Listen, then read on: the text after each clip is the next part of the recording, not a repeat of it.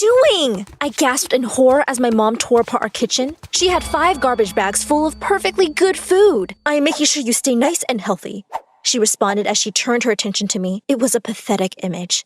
I was hugging a bag of baby carrots for dear life. She snatched them out of my hands and threw them into a bag. As she dragged the garbage bags to the curb, she told me it was for my own good. I was devastated. I couldn't believe some yoga freak had convinced her to throw away hundreds of dollars worth of food. If you think this is bad, wait till you hear what I did get to eat. Before I get into why a weird lady with hairy legs is the reason no one calls me by my old name anymore, take the time to like this video and subscribe to the channel. If you do, you'll have 10 years of good health. Trust me, I know a little something about health. I know that parents just want you to be healthy, but my mom takes it to a new extreme. See, my mom always prided herself on being a health nut. I never ate processed sugar or even meat. I grew up on all organic and vegan foods. I remember this one time she tried to throw a birthday party for me and she made a cake out of tofu, salad dressing, and carrots. One of the kids literally threw up. Things didn't get any better as I got older either. One time, she packed me an organic lunch, and it smelled so bad, they evacuated the class. The principal thought it was a gas leak. It was actually just my smelly cabbage casserole. But her fitness obsession wasn't the only freaky thing about her. You would not believe the crazy things she did to stay up with the latest trends. She literally embarrassed herself and me on national television. I didn't legally change my name for no reason. She went through phases faster than a middle school girl. One day, she'd be dressed all preppy and sporty. The next, she was going out looking like a goth. One time, when I was 6, I went to a friend's place for a sleepover. And when I came home, I didn't recognize my own mom. I cried so hard because I thought my mom had left me. I used to think that her worst phase was the time her friend convinced her to join a cult. She actually shaved her head and painted her skin green. But boy, was I wrong. That wasn't a patch on what I'm going to tell you next. The worst thing was that the person behind my misery wasn't a creep with green skin. This time, it was a seemingly harmless lady with a sweet smile. So I really didn't see it coming. Even worse, I may have brought them together. I was an aspiring singer and actress, and I often performed at the community center and local theater. My mom met her at one of my performances and immediately became her best friend. She was calm and relaxed. I was actually pretty relieved about my mom meeting someone who was actually normal. So I encouraged Mom to invite her over to dinner one night. Oh, how I cursed my stars for that moment. Because when her friend came over, Mom put out a nice spread of salads using vegetables from her own garden. She was certain she'd impress her friend, but her yogi friend stuck up her nose and gagged with disgust. "I thought you were healthy," she sneered. I practically choked on the bean sprout I popped in my mouth. She went on to list all the dangers of food and talked about how the government can track you through carrots and that there are magic spells in nuts. My mom nearly died of embarrassment. I burst out laughing. I thought she was kidding at first. I asked her if she didn't eat food, then what did she eat? Apparently, she had been waiting for someone to ask because she whipped out a suitcase full of tablets. She explained that she was the CEO of a special company that sold the only safe things to eat on the market. I told her she was insane. But guess who bought it all? Yep, my mom. Seriously? I know you're friends and all, but $1,000? I asked. I told my mom it was a scam. But she was super positive that this was the food of the future. In fact, she even got so paranoid about government tracking that she made me wear a hat made of tinfoil that, you guessed it, was sold to her by her yogi friend. I figured it would blow over in a few days, like her last few phases. But I was very, very wrong. The next evening, when we sat down for a meal, she poured those stupid tablets on my plate. I asked her to make me a sandwich, and you would have thought I'd slapped her. She glared at me and refused to give me anything else. She said there was no way on earth she could do me such harm. In fact, she said she would throw away all our food. For the next month, I lived off of granola bars and vegetables I stole from the garden. I even ordered one of those snack boxes and hid all the chips in my room. I would literally drool whenever I saw a commercial for McDonald's or Pizza Hut on the TV. My mom, though, she seemed perfectly content eating those stupid tablets. One day, I'd had enough and decided to have a real meal. One of my biggest crushes, Bruce, had asked me out on a date the day before, and I texted him that I was ready to be picked up immediately. I let my mom know I was going out and ran out the door before she could say anything. I hopped in his car and told him I wanted to go anywhere. I was starving. My phone was blowing up with tons of warnings about staying away from food and how I forgot my special hat. It was so annoying that I shut off my phone so she wouldn't wreck my evening. But to be honest, I managed to ruin my day all by myself. He kept trying to make deep conversation and connect with me.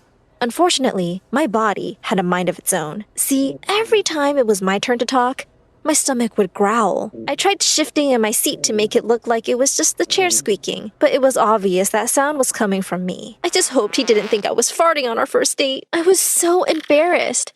And to make matters worse, he seemed embarrassed for me. He was going to take me to the movies, but when he saw how much my stomach was growling, he asked if I wanted some real food.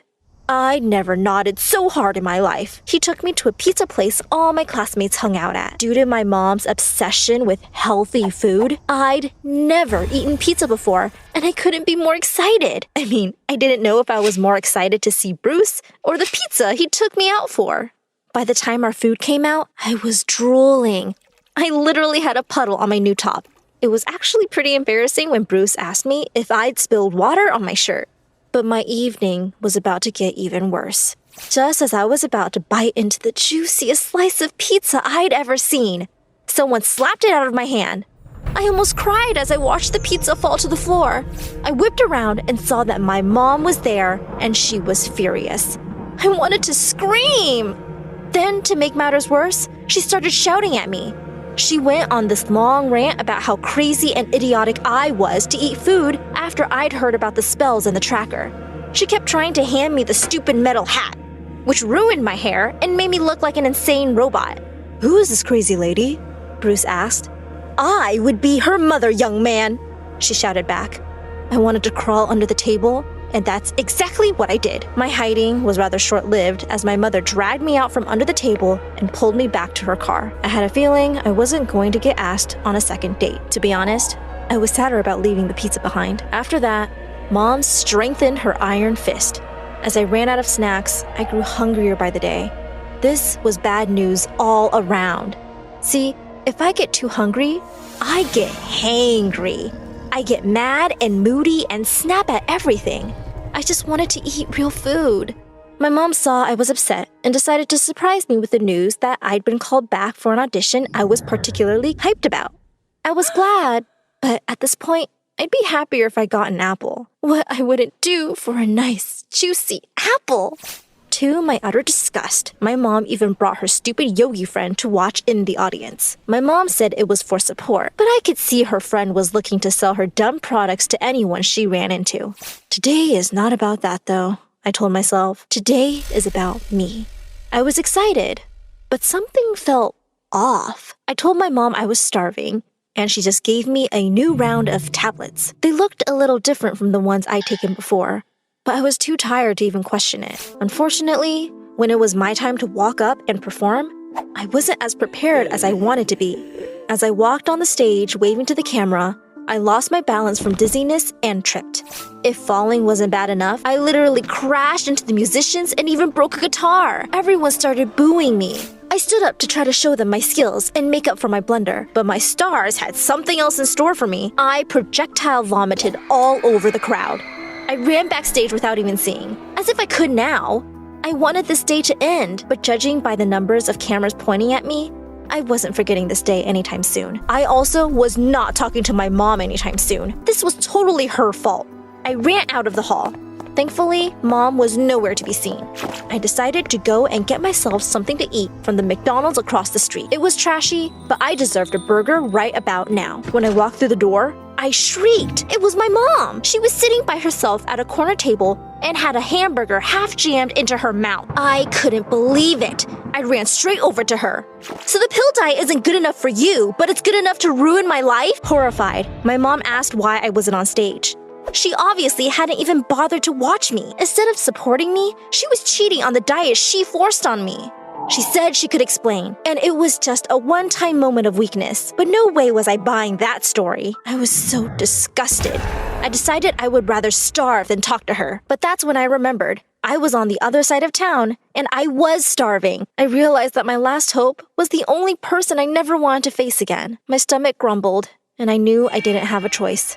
I made the call. Bruce came surprisingly fast. Turns out, he had come to watch me. Instead of laughing or making fun of me, though, he was super sweet. He even stopped and got me a milkshake so we could hang out. He then brought me to my empty house, where I packed up all my stuff and went to live with Bruce.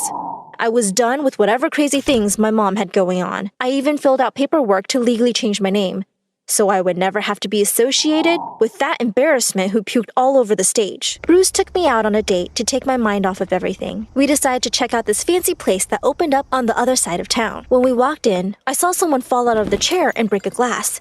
I ran over to help.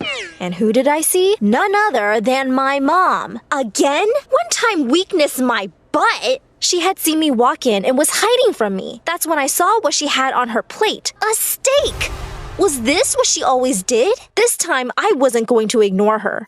I was furious. She was such a hypocrite. She begged and pleaded to explain why she did what she did. She said that when she was my age, she struggled with body image issues and had lost a big break because she had binged on junk food and gotten deathly sick right before an audition. Quite ironic, I thought, given that I'd ended up doing the same trying to starve myself. She said she thought that if she raised me on a strict diet to stay lean and thin, I would be successful and not miss my chance just because of bad eating habits. There was just one small problem. She couldn't lead by example, so she would go out and buy hamburgers and fries in private. Unfortunately, though, my problems didn't end there. Even after we made up, I couldn't go back home. My mom lost her house because of how expensive her friends' treatments were. Between tablets and crazy privacy devices, she was over $300K in debt. I nearly fainted when she said that. Sure, we weren't poor, but we weren't that well off to just throw away hundreds of thousands of dollars like that. I demanded that my mom go and confront her yogi friend immediately because we were getting our money back. This was actually the first time my mom was going to visit her home. I imagined the smelly hippie living in a trailer park or a tent in someone's backyard. This lady was living like a queen. She had a huge mansion covered with gold statues and a giant fountain. When we knocked on the door, a butler answered. We asked if it was the right place, and he said it certainly was. Only problem was that just a few hours ago, the police had taken her away. The police? We were in shock. We drove down to the station and joined a large group of people out front. When we asked what the big crowd was for, it turned out they were all also looking for the lady. That yogi lady scammed hundreds of people out of millions of dollars. Sometimes she was a nun selling magical holy water that she scooped out of the sewers. Other times she was a hippie that sold dog pills as supplements. Hearing that I had spent months eating nothing but dog pills made me almost projectile vomit on the crowd. If nothing else, this story has a bit of a happy ending. See, we ended up getting $2 million in our settlement case against her. It was more than enough for my mom to get a new house and me to start my career as an actress. I'm grown up and moved out now, but I do meet my mom for a weekly dinner. She still tries to be healthy, but in a good way.